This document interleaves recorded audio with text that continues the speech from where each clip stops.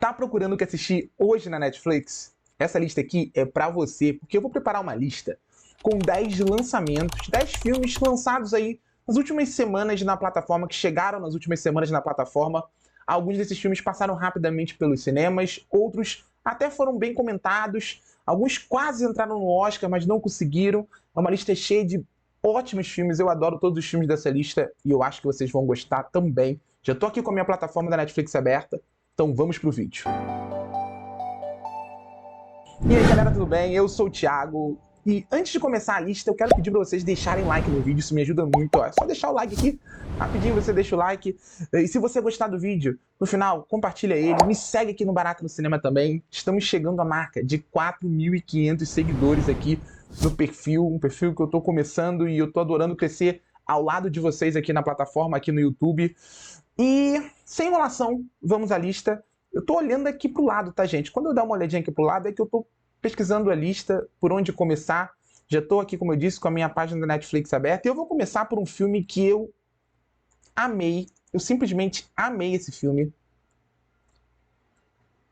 Como Ganhar Milhões Antes que a Vovó Morra. Gente, esse filme, ele tava ali na pré-lista de indicados pro Oscar de melhor filme internacional. Não conseguiu a indicação. E ele é daqueles filmes que eles emocionam de verdade, com uma história assim cômica, mas tragicômica também. É um filme sobre um rapaz, um adolescente, ali já nem adolescente, já um jovem adulto, digamos assim, bem preguiçoso, que não queria muita coisa, e ele resolve se aproximar da avó, mas por um motivo. A avó estava com uma doença e ele tenta ali, quem sabe, herdar a casa dela. Ele coloca isso na cabeça. Talvez se me aproximar dela em vida, ela deixe a casa como herança para mim e isso vai me ajudar. Ele queria ser um influencer. E assim, a partir dessa premissa bem materialista, esse filme ele comove ao mergulhar na intimidade dessa relação, falando sobre solidão na terceira idade, sobre o vazio de uma geração sem muito rumo. Ele fala muito sobre essa relação de amizade e de companheirismo que acaba também revelando a crise no nosso estilo de vida, o individualismo, a falta de prioridades. E já que eu falei de uma novidade que chegou aí na plataforma nos últimos dias, vou falar de um outro filme que também esteve muito cotado ao Oscar e acabou não conseguindo uma indicação, que é... Ai meu Deus, eu escrevi errado, mas agora vai, achei. O Quarto ao Lado. O novo filme do Pedro Almodóvar. Primeiro filme do Pedro Almodóvar falado em língua inglesa. E esse filme, ele é de uma profundidade que eu sinto muita falta no cinema hoje. Ele conta a história de uma escritora famosa, bem-sucedida, que durante uma sessão de autógrafos ela descobre que uma amiga antiga de trabalho estava doente, estava com câncer e ali num estágio bem complicado. Ela resolve meio que tentar se reaproximar e, ao se reconectar com essa mulher, ela descobre uma pessoa solitária, uma pessoa com dificuldades para lidar com a doença e uma pessoa com um pedido muito doloroso a fazer. E assim, para você descobrir esse pedido, obviamente, você vai ter que mergulhar nessa história, que é uma história que tem, assim, como chamariz, obviamente, as magníficas atuações de Julianne Moore e Tilda Swinton, mas é um filme que tem mais a oferecer do que isso. Eu gosto muito, eu fiquei até um pouco... Causou um estranhamento inicial o texto em inglês do Almodóvar, senti uma frieza, aquela falta de passionalidade do texto latino, mas aos poucos você começa a entender, e isso é um sintoma de uma relação que foi esfriada pelo tempo, de uma amizade que foi interrompida pelo estilo de vida. As duas moravam na mesma cidade, as duas nem estavam tão distantes assim, mas às vezes a gente acaba cometendo esse erro, foca muito em uma coisa, esquece todas as outras, e quando a gente vê, a gente está sozinho, isolado do mundo. Eu acho que o Quarto ao Lado aborda isso usando a morte como um contraponto assim trágico, mas ao mesmo tempo muito humano. É um filme extremamente reconhecível. Agora vamos dar uma animada nessa lista. Quero falar de um filme que eu achei uma maluquice e eu adorei. Também é lançamento, chegou aí tem 1 ou 2 semanas, que é Sociedade dos Talentos Mortos. E quando você olha para essa imagem, você percebe, né? Vem coisa louca por aí. E é bem louco. Esse filme, ele é delicioso. E ele também toca um tema universal, que é a morte. só que dentro de uma perspectiva mais absurda, mais engraçada, mas não menos profunda e humana, e conta a história de uma jovem que morreu, virou uma fantasma e ela precisava assustar para se manter num plano espiritual, senão ela ia desaparecer. Só que ela não tinha habilidade nenhuma para isso. Então ela resolve se aproximar de um agente de fantasmas num mundo em que os fantasmas eles funcionam meio que quase como uma estrela, né? Quem era bom nessa arte virava estrela dentro desse pós-morte, desse mundo. E tem toda aquela coisa do culto à celebridade, indústria do entretenimento, e quanto mais fantasmagórico mais você era bem sucedido, enfim. E essa jovem tímida, ela começa a tentar aprender a assustar com uma outra estrela já meio que em decadência, que estava com dificuldade de encontrar o seu rumo nesse mundo.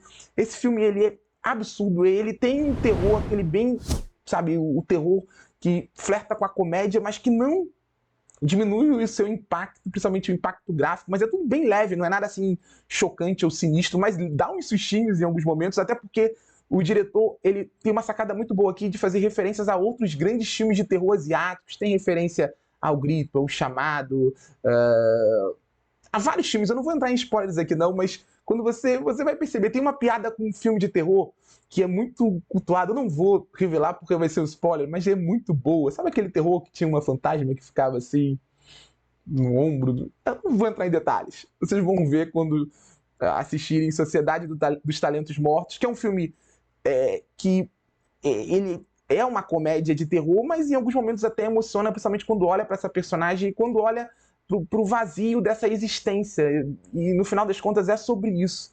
Filme surpreendente, eu acho que essa é a melhor palavra para definir ele. Por falar em filmes surpreendentes, esse aqui, eu fui esperando uma coisa, encontrei outra coisa totalmente diferente. Eu tô falando de O Quiosque, que vocês estão vendo, todos de 2024, tá, gente? Esse filme aqui, ele entrou no meu top 20 do ano passado, os melhores filmes do ano, e ele é simplesmente apaixonante. Ele é uma história de amadurecer, com um olhar muito pro besterol. Parece mais um filme, um besterol sobre dois jovens que queriam enriquecer e não sabiam como, ambientado aí num cenário nostálgico ali nos anos 2000, no final dos anos 90, né? Ali, entre os anos 90 e os anos 2000.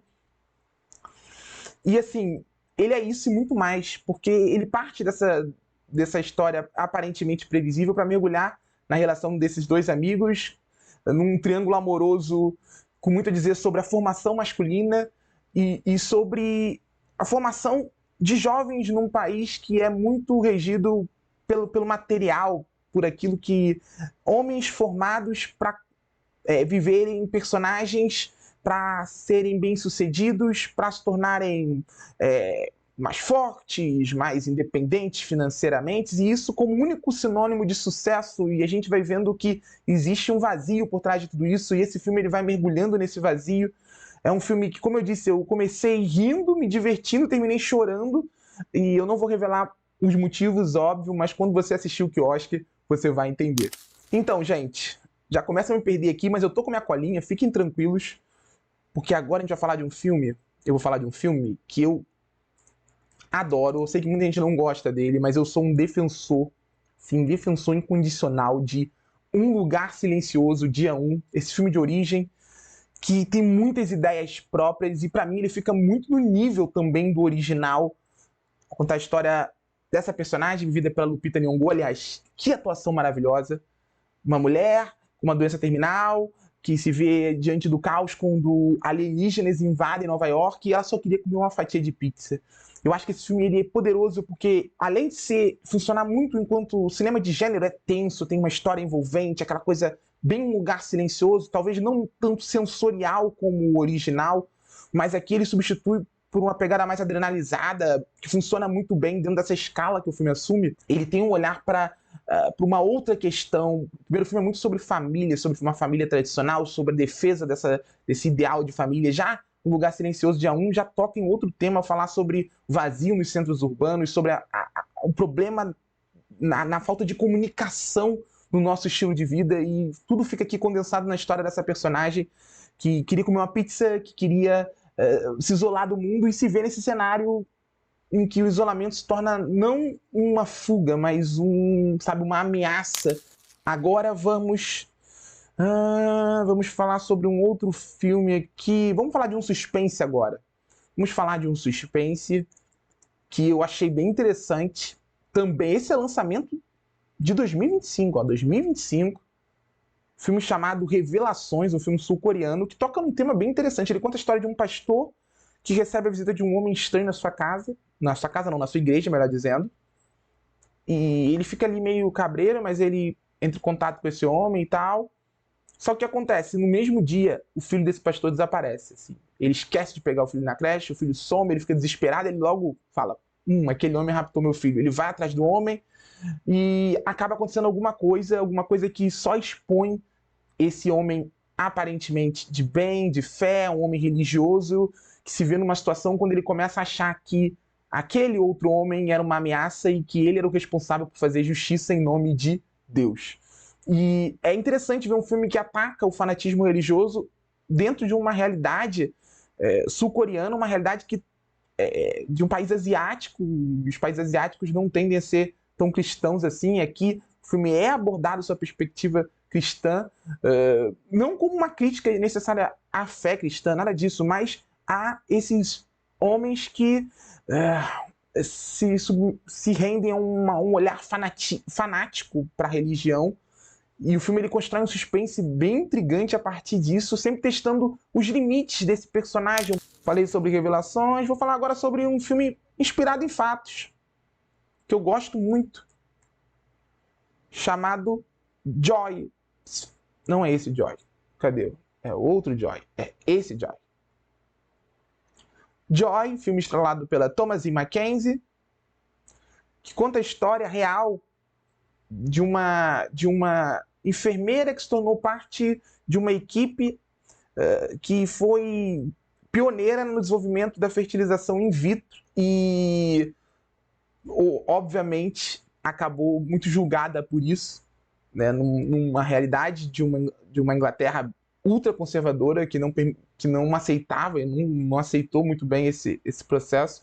E esse filme ele tem dois olhares bem interessantes. Ele tem um olhar pro feminino, para essa questão do sonho da maternidade e de mulheres que, por causa desse conservadorismo cego, acabavam não podendo viver o sonho, ou pelo menos a tentativa dele. E ele tem um outro olhar para a frustração dessa protagonista, vida, como eu disse, pela Thomasin McKenzie, que se tornou parte fundamental de todo esse processo de experimento que levou à fertilização in vitro e ao nascimento do primeiro bebê, né, de proveta na Inglaterra, mas que não ganhou o devido crédito por ser mulher. Então é um filme que ele tem um olhar muito, muito cuidadoso para a realidade feminina naquele contexto e faz isso num drama competente, bem com aquela assinatura britânica e com um elenco de apoio que eu gosto muito. Quem não viu Joy, é uma história bem interessante e eu acho que merece ser assistido. É um filme que eu sinto que nem todo mundo assistiu. Vamos dando continuidade aqui. Esse filme, ele foi o representante do Chile na corrida pelo Oscar. E eu acho esse filme muito bom.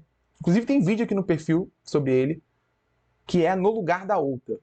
O filme da Maite Alberdi, diretora que fez documentários que eu adoro, como, por exemplo, Agente Oculto e A Memória Infinita. Esses documentários, assim, preciosos. E aqui ela faz um filme de ficção, mas baseada na história de uma mulher que cometeu um dos crimes mais chocantes da história do Chile. Um crime que uma escritora muito famosa que acabou tendo a sua vida exposta a partir desse crime, mas o filme ele não está centrado na história dessa escritora, ele está centrado num ponto de vista ficcional de uma assistente de um juiz que se torna parte do processo e se aproxima dessa mulher, resolve se conectar com ela em algum nível e assumir a vida dela, toda a frustração que ela tinha enquanto mãe, enquanto mulher, ela consegue, pouco a pouco, assumir um papel numa sociedade repressora através do vazio deixado por aquela escritora, a autora do crime, enfim. É um filme bem intrigante, com comentários provocantes, com uma trama, assim, que é envolvente, é um drama com toques de suspense, mas ele foca mais no drama, óbvio, mas principalmente nessa relação entre duas mulheres em posições totalmente diferentes, mas movidas por uma mesma frustração. Eu vou falar desse aqui agora, que esse filme aqui é muito tocante. E ele toca também num tema bem interessante. Eu simplesmente adorei A Extraordinária Vida de Ibelin, que é um documentário sobre um menino que ele descobre ter uma doença degenerativa. E assim, a família dele só viu aquele menino sucumbir. Ele cresceu, ele vivia muito fechado no seu quarto, ele não fazia muitas coisas, obviamente limitado pela condição, e cada vez mais limitado, cada vez mais impotente, preso a uma cadeira de rodas, depois preso a uma cama. E quando esse menino morre, a família ela simplesmente descobre algo inacreditável. Ele tinha uma vida totalmente diferente dentro de um mundo virtual do jogo de World of Warcraft. Lá dentro ele construiu um personagem, um avatar, relações. E é maravilhoso como esse filme ele quebra muito essa narrativa, que é uma narrativa que eu contesto demais, essa coisa dessa repulsa aos jogos virtuais, aos videogames, e essa questão da realidade virtual.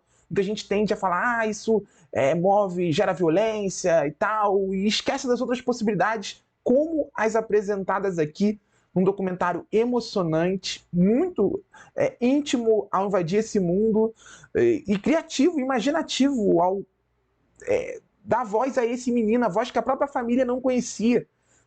Vejam A Extraordinária Vida de Ibelin, é emocionante de verdade e conta uma história real daquelas que eu acho que de fato deveriam ser contadas. Inclusive esse filme também estava ali cotado ao Oscar, a uma das indicações ao Oscar de documentário. Netflix acabou não investindo nele, que foi uma pena, porque ele é um filme, eu acho, um dos melhores documentários que eu vi no ano passado. E chegamos ao último filme da lista. E o último filme da lista, eu vou fechar com um filme que me emocionou de verdade. Eu vou falar de A Saudade que Fica. Eu não sei se você viu esse filme, de 2024 também. Filme japonês, muito comovente. Muito comovente. Conta a história de uma mãe que ela, após uma catástrofe ambiental, um tsunami, ela perde contato com o filho, ela fica desesperada, ela queria encontrar o filho, e ela vai em lugares de sobreviventes e tal, tentando encontrar o paradeiro do filho, só que quando ela encontra ele, ela descobre algo absurdo. Ela morreu, e o filho está vivo, sozinho.